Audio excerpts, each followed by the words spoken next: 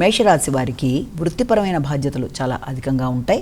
అలాగే కుటుంబంలో ముఖ్యంగా గృహానికి సంబంధించిన విషయాల్లోనూ నూతన గృహాల నిర్మాణం కొరకు కానీ లేకపోతే వాహనాలు కొనుగోలు కొరకు నిమిత్తం కానీ స్థిరాస్తులను పెంచుకునే విధానంలో కానీ కొలీగ్స్తో కలిసి చర్చించి కొన్ని నిర్ణయాలు తీసుకుంటారంటే వారి యొక్క స్నేహ సంబంధాల్లో వారి యొక్క మిత్రులతో వారు తీసుకున్న ప్రదేశాల్లో తీసుకోవడానికి కానీ లేకపోతే ఇంకేదైనా వృత్తి మారిన తర్వాత అక్కడికి వెళ్ళిన తర్వాత అప్పుడు దాని ప్రకారం ఏదైనా లోన్లు తీసుకుని దాని ప్రకారం గృహ వాహనాలకు సంబంధించి కొత్త విధానాల్లో వెడదామని కానీ వాటికి సంబంధించిన విషయాల్లో ఈ రోజున ఎక్కువ శాతం ఆలోచనలు చేస్తారు.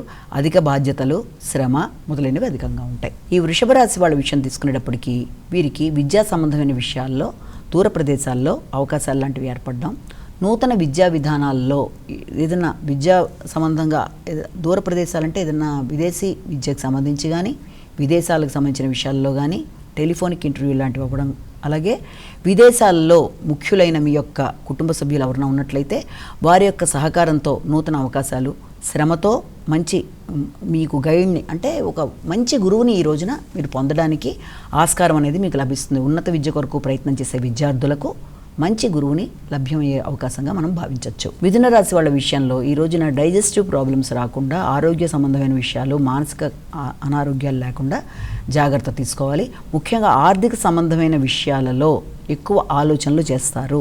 రావలసిన ధనం స్ట్రక్ అవ్వడం బట్టి దాని మీద ఎక్కువ ఫోకస్ చేయడం బట్టి కొంత ఘర్షణాత్మకమైన వాతావరణం లాంటిది ఎదురవ్వడం, ప్రయాణాలకు సంబంధించిన విషయాల్లో ఆకస్మికంగా వాయిదాలు పడడం లాంటివి కొంత చికాకులు కలిగించినప్పటికీ దాన్ని మీ యొక్క సమయస్ఫూర్తితో, తెలివితేటలతో అలాంటి సమస్యలను కూడా అధిగమిస్తూ ముందుకు వెళ్ళగలిగిన ధైర్యం మీకు ఉంది కనుక మీరు ఆ విషయంలో ఎక్కువ స్ట్రెస్ తీసుకోకుండా తాత్కాలికమే ఇదంతా అన్న భావనని మనసులోకి రప్పించుకొని కొంత మీరు యోగా, మెడిటేషన్ లాంటివి చేసుకుంటూ అలాంటి సమస్యలను అధిగమించవలసిన అవసరం అయితే కనబడుతోంది.